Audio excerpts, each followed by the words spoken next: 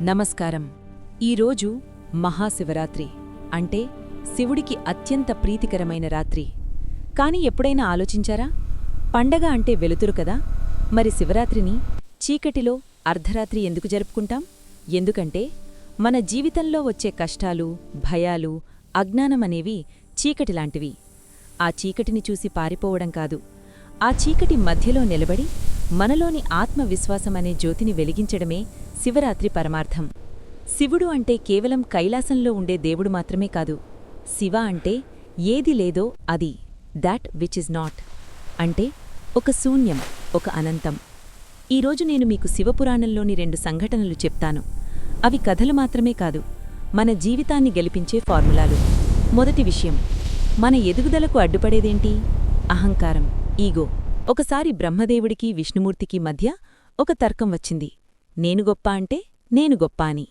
అప్పుడు వారి మధ్యలో ఒక అద్భుతమైన, ఆద్యంతాలు లేని ఒక అగ్నిస్తంభం, కాలమ్ ఆఫ్ ఫైర్ ఉద్భవించింది. అదే శివుడు. ఒక ఆకాశవాణి వినిపించింది. ఎవరైతే ఈ స్తంభం యొక్క మొదలు లేదా చివర కనుక్కుంటారో వారే గొప్ప. బ్రహ్మ హంసరూపంలో పైకి వెళ్లాడు, విష్ణువు వరాహరూపంలో కిందకి వెళ్లాడు. యుగాలు గడిచాయి, కాని ఆ అగ్నిస్తంభానికి అంతం దొరకలేదు. చివరికి విష్ణువు తన ఓటమిని అంగీకరించాడు, కాని బ్రహ్మ మాత్రం అబద్ధం చెప్పి దొరికిపోయాడు. దీనిలోని మోటివేషనేంటి? మిత్రులారా, మనం జీవితంలో ఎంతో సాధించి ఉండొచ్చు. మంచి ఉద్యోగం, డబ్బు, హోదా ఉండొచ్చు. కాని నేను అనే అహంకారం తలకెక్కితే మన పతనం మొదలైనట్టే.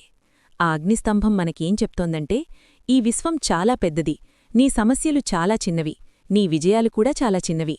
ఎప్పుడైతే నువ్వు నేను అన్నీ తెలుసు అనుకుంటావో అప్పుడు నీ ఎదుగుదల ఆగిపోతుంది. శివుడిలా అనంతంగా ఎదగాలి అంటే ముందు మనలోని అహంకారాన్ని చంపేయాలి. అప్పుడే కొత్త విషయాలు నేర్చుకోగలం. Be infinite like Shiva by dropping the limits of your ego. రెండవది మరియు అత్యంత ముఖ్యమైనది, క్షీరసాగర మథనం. దేవతలు, రాక్షసులు అమృతం కోసం సముద్రాన్ని చిలికారు. అందరూ ఏమనుకున్నారు?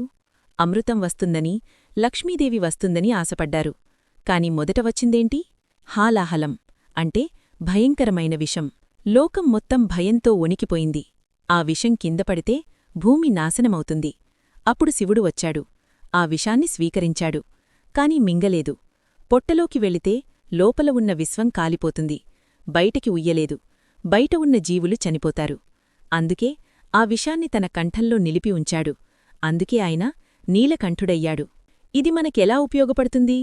మీరు ఏదైనా గొప్ప పని మొదలుపెట్టినప్పుడు, అది బిజినెస్ కావచ్చు, చదువు కావచ్చు, లేదా ఒక లక్ష్యం కావచ్చు, మొదట మీకు వచ్చేది సక్సెస్ కాదు, సమస్యలు, ప్రాబ్లమ్స్. విమర్శలు, అవమానాలు, ఆర్థిక ఇబ్బందులు అనే విషం ముందు వస్తుంది. చాలామంది ఆ విషాన్ని చూసి పారిపోతారు. కాని విజేత అనేవాడు శివుడిలా ఉండాలి. ఆ కష్టాన్ని చూసి కుంగిపోకూడదు. Don't swallow it inside and get depressed. ఆ సమస్యను ఇతరుల మీద రుద్దకూడదు. Don't spit it out as anger on others. ఆ సమస్యను అక్కడే ఆపేయాలి. దాన్ని మేనేజ్ చేయాలి. ఎవరైతే కష్టాన్ని, విమర్శలను దిగమింగుకుని తన లక్ష్యం వైపు ప్రయాణిస్తారో వారికి మాత్రమే చివరికి అమృతం అంటే సక్సెస్ దక్కుతుంది. గుర్తుపెట్టుకోండి, విషాన్ని తట్టుకోగలిగినవాడే అమృతాన్ని రుచి చూడగలడు. చివరగా శివుడి మూడవ కన్ను, థర్డ్ ఐ. మనం సినిమాల్లో చూస్తాం, మూడవ కన్ను తెరిస్తే మంటలు వస్తాయని. కాని యోగశాస్త్రం ప్రకారం 2 కళ్ళు భౌతిక ప్రపంచాన్ని చూస్తే మూడవ కన్ను అంతర్నేత్రం, అంటే ఉన్నది ఉన్నట్టుగా చూడడం.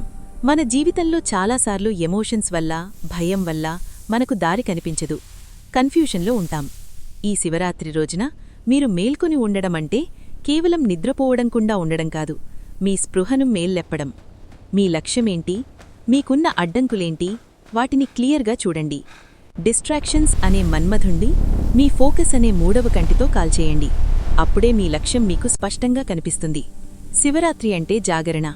జాగరణ అంటే అజ్ఞానం నుండి జ్ఞానం వైపు ప్రయాణం, బద్ధకం నుండి బాధ్యత వైపు ప్రయాణం, భయం నుండి గెలుపు వైపు ప్రయాణం.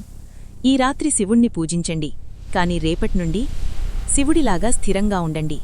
నీలకంఠుడిలాగా కష్టాలను తట్టుకోండి. ఆదియోగిలాగా నిరంతరం నేర్చుకుంటూ ఉండండి. నీలో ఉన్న శివతత్వాన్ని, ఆ అనంతమైన శక్తిని నిద్రలేపండి.